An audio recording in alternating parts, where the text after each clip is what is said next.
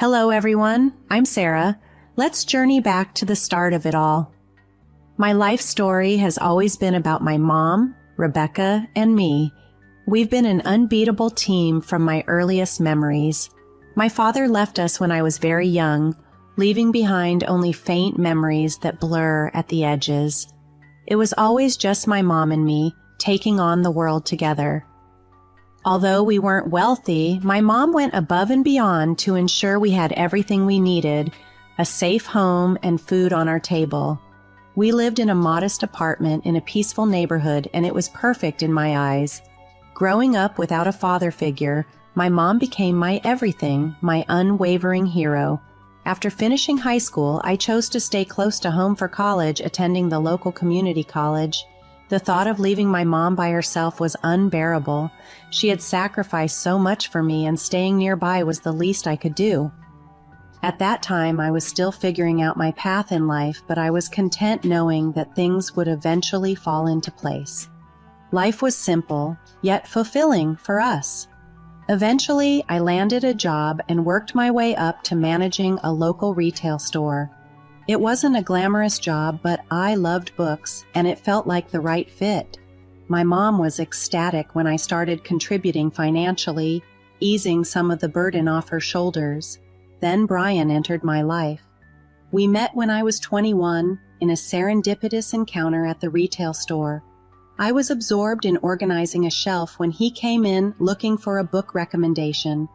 We started chatting, and one thing led to another. Brian and I quickly realized there was a special spark between us, something truly magnetic, and everything just clicked into place.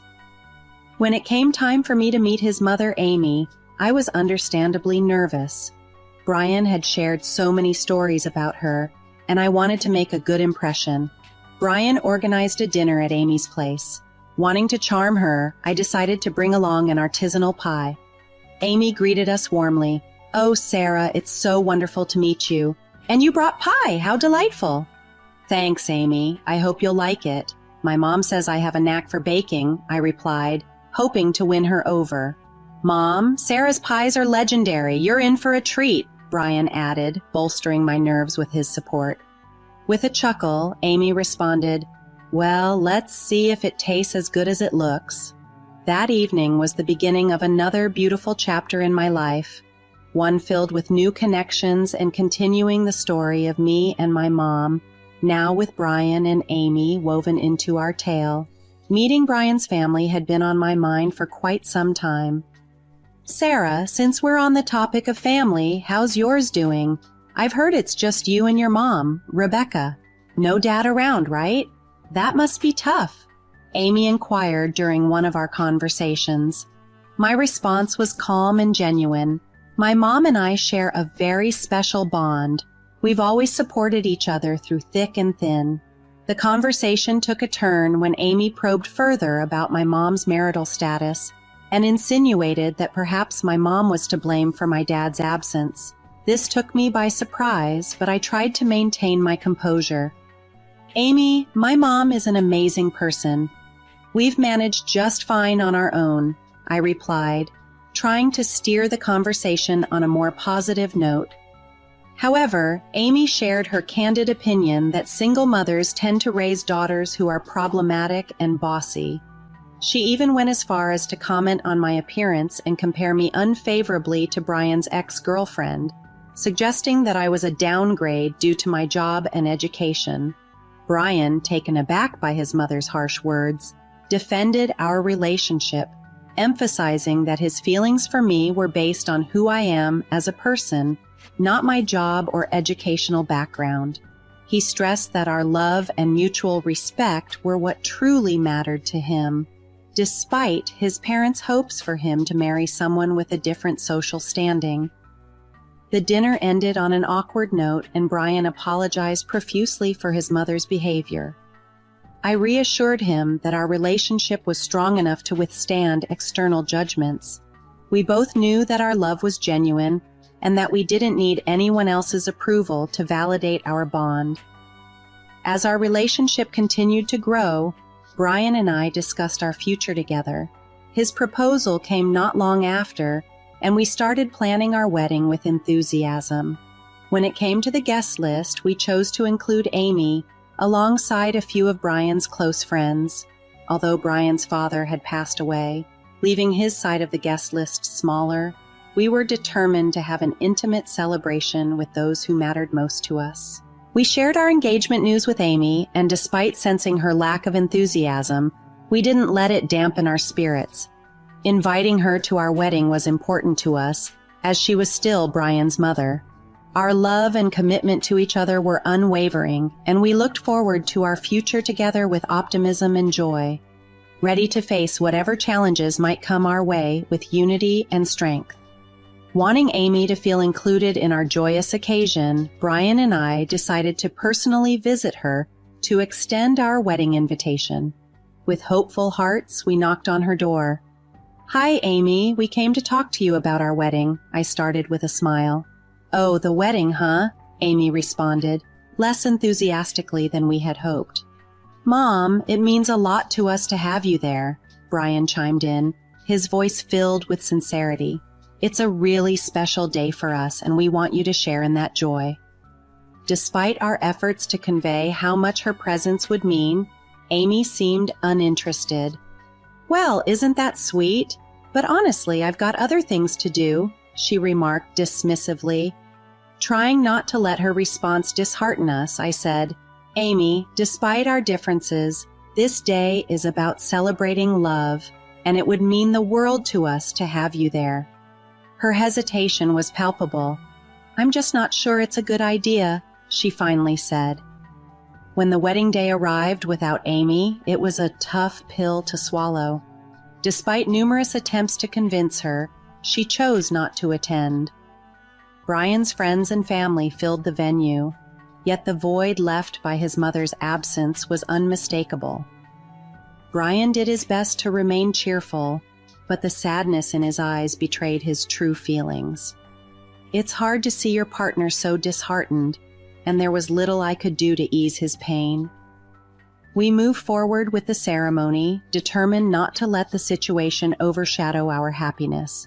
Brian, with admirable strength, insisted we focus on the joy of our union rather than dwell on who was missing. However, as the months passed, Amy's estrangement continued, casting a shadow over our newlywed bliss. Her deliberate distance affected Brian, though he never pointed fingers at me. When Brian's birthday came around, we hoped to mend fences with a small family gathering. Unfortunately, our invitation to Amy was met with silence, further wounding Brian. My relationship with my mother had always been strong and supportive, a sharp contrast to the strain between Brian and Amy. I couldn't help but feel guilty, wondering if I was the reason for their strained relationship. The bond between a mother and her child is sacred, and witnessing Brian's struggle with this rift was heartbreaking. It pained me to see him yearn for a connection that seemed increasingly out of reach, and deep down, I hoped we could find a way to bridge the gap and bring Amy back into our lives, for the sake of our family's unity and Brian's peace of mind. Feeling the weight of the rift between Brian and his mother, Amy, I couldn't shake the feeling that I might have unintentionally played a role in their estrangement. "Brian, I can't help feeling like I'm the reason your mom is keeping her distance. It's as if she's avoiding you because of our relationship," I expressed to him, my heart heavy. Brian, ever the reassuring presence, replied, "Sarah, you can't take the blame for my mom's choices. She's the one staying away, and while it hurts, her actions are on her. Despite how hard this is, you need to know it's not your fault. I love you just as much, and we're in this together. The most important thing is us, and I believe we can work through this."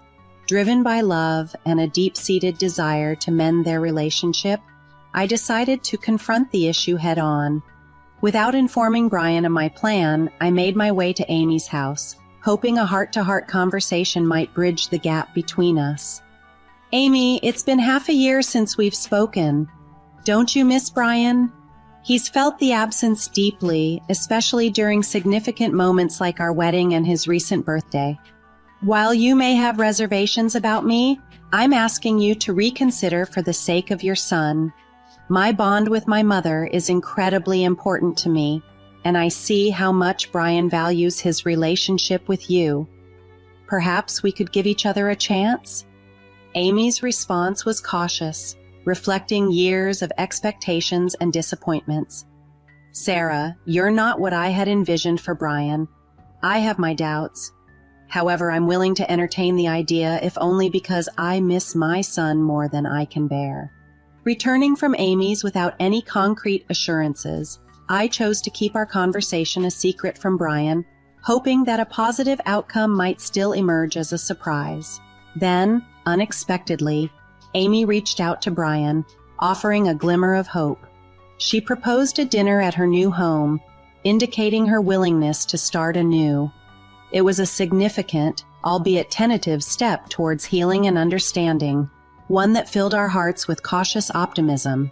Feeling a spark of hope, I couldn't help but sense that things were finally starting to improve between Brian and his mom. Our visit to her place one evening seemed like a step in the right direction. As I assisted Amy with the dinner preparations, Brian relaxed with a beer, and a moment of truth unfolded. "Son, I need to apologize for missing your wedding and birthday. It pains me to think about how I wasn't there for your big day," Amy expressed, breaking the ice with an overdue apology. Brian's response was heartfelt. "Mom, it hurt that you weren't part of our wedding. It was a significant day for me, and I wish you could have been there. But hearing you say sorry means a lot." Amy then admitted her past hesitations about me but acknowledged her willingness to embrace a fresh start.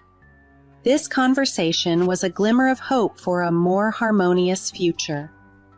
The topic then shifted to my mom, Rebecca, with Amy throwing in a not-so-subtle jab, hinting at a lonely life filled with cats.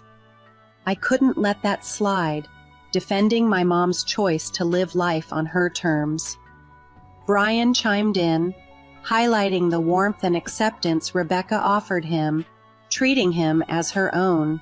The conversation revealed a bit of tension regarding the frequency of our visits to Rebecca compared to Amy, with Brian expressing disappointment over Amy's lack of response around our wedding time. Despite the rocky moments, Amy made an unexpected proposal for a new tradition, Sunday dinners at her place, suggesting a willingness to mend fences and create new positive memories together. This proposition lit up the room with a sense of optimism. The idea of starting new traditions signified a turning point in our relationship with Amy, showing her effort to reconnect and be part of our lives. Reflecting on the past year since Brian and I tied the knot, life has been wonderful.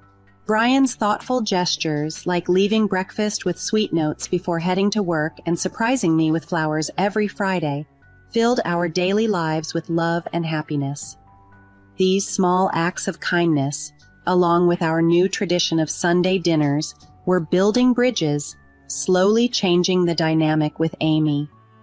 Though it was clear she hadn't entirely warmed up to me yet, her efforts to engage and be present were promising steps toward a more united family. Amy had her reservations about my mom, believing she was the root of some deep-seated issues. Despite these harsh judgments, I could sense her underlying desire to mend the strained relationship with Brian, which filled me with cautious optimism.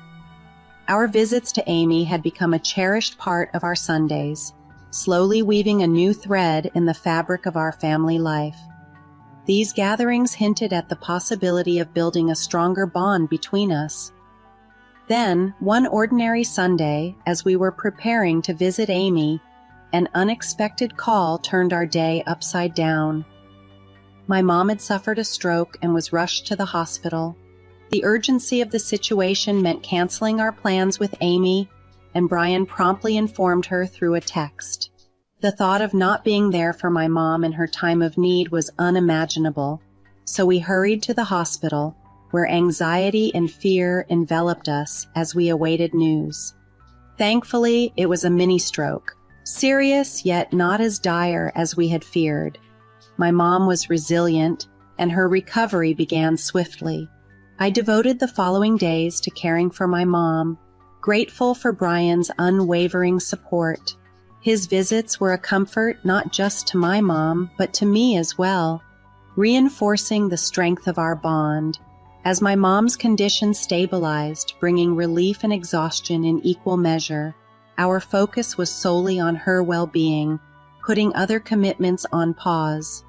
Upon returning home one evening, physically and emotionally drained, Amy's unexpected visit caught us off guard. She expressed her frustration about our absence, seemingly overlooking the gravity of my mom's health crisis. "Amy, it was a critical time.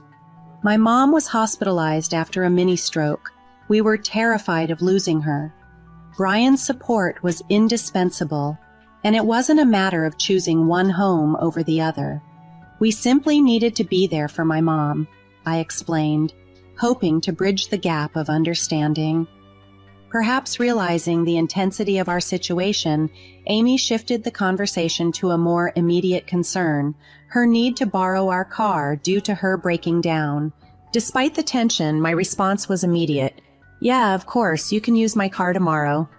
It was a small gesture, but at that moment, it represented more than just a loan. It was an olive branch, extending beyond our recent disputes, hinting at the possibility of healing and mutual support within our evolving family dynamics. In a moment of need, Amy reached out, explaining she had an essential meeting to attend and needed transportation. Without hesitation, I offered her my car. With additional time off from the retail store and Brian having his vehicle, it seemed like a straightforward solution. "Of course, you can use my car. I won't be needing it for a while," I assured her, hoping to ease her stress. That evening, Brian mentioned the timely reminder Amy's car troubles had provided about his own vehicle's overdue maintenance. The next day unfolded with a plan in place. Brian and I decided that before heading to work, he would drop me off at my mom's house. We also agreed to lend my car to Amy, allowing her the freedom to return it at her convenience. Our itinerary included a stop at Amy's to hand over the keys, then a visit to my mom's, followed by dropping Brian's car at the maintenance center, and finally taking an Uber home. Our plan went off without a hitch. After a heartwarming visit with my mom, reminiscing and enjoying our favorite TV shows together, Brian and I returned home to find my car already back in the driveway, courtesy of Amy. However, the following day brought unforeseen distress. Receiving a call from the hospital, my initial fear was for my mom, but hearing Brian's name sent me into a panic. The hospital informed me of Brian's accident, and I hurried to his side, fearing the worst.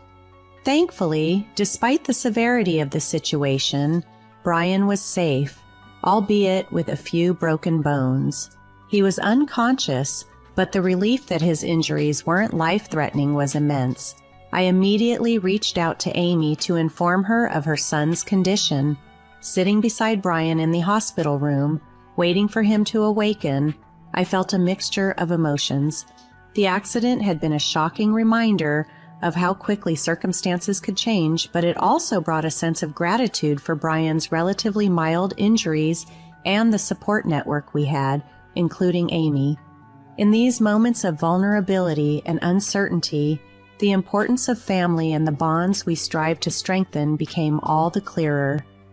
In the tense moments of waiting for Brian to regain consciousness in the hospital, the atmosphere thickened with anxiety. It was in these quiet, fraught seconds, with Brian's hand in mine, that Amy burst into the room, her voice slicing through the air with accusations aimed directly at me. "Sarah, see what you've caused. This is your fault," she exclaimed, blaming me for Brian's accident. Confused and taken aback, I couldn't fathom how she could pin this on me.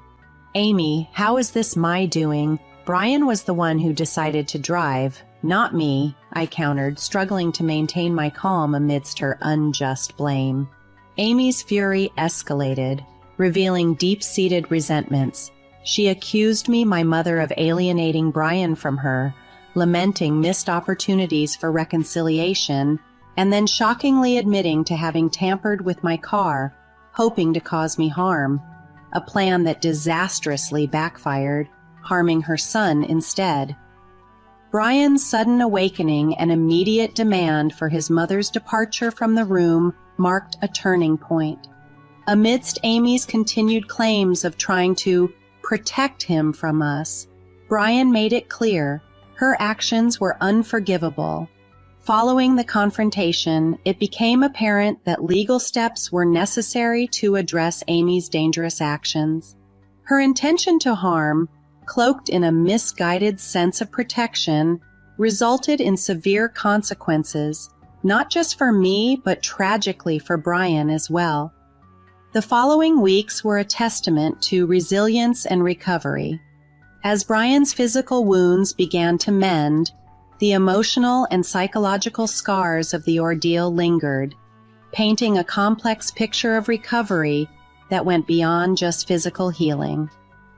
By his side, I navigated the spectrum of emotions, from anger and disbelief to a gradual, cautious hope for recovery. The incident opened a Pandora's box of legal battles, with Amy facing charges for her actions. The justice system's wheels turned, leading to her sentencing, an outcome that, while bringing a measure of legal closure, left us navigating a maelstrom of emotional aftermath. Throughout it all, the bond between Brian and me, tested under the most harrowing of circumstances, began to weave itself back together, stronger for the trials it had endured. The road to healing was long, marked by shared moments of vulnerability and strength, as we, alongside my mother Rebecca, stood together in the face of adversity, embarking on a path towards recovery and reconciliation, despite the shadows cast by past actions. While Brian was still recovering in the hospital, the weight of Amy's actions weighed heavily on my mind. I couldn't let it go without ensuring justice was served, so I reached out to a lawyer friend for advice.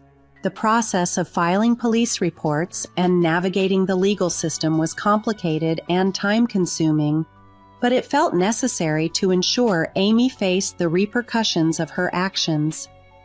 Eventually, after several court hearings, Amy was sentenced to 3 years in prison for her attempt to harm me, marking a significant acknowledgement of the severity of her actions.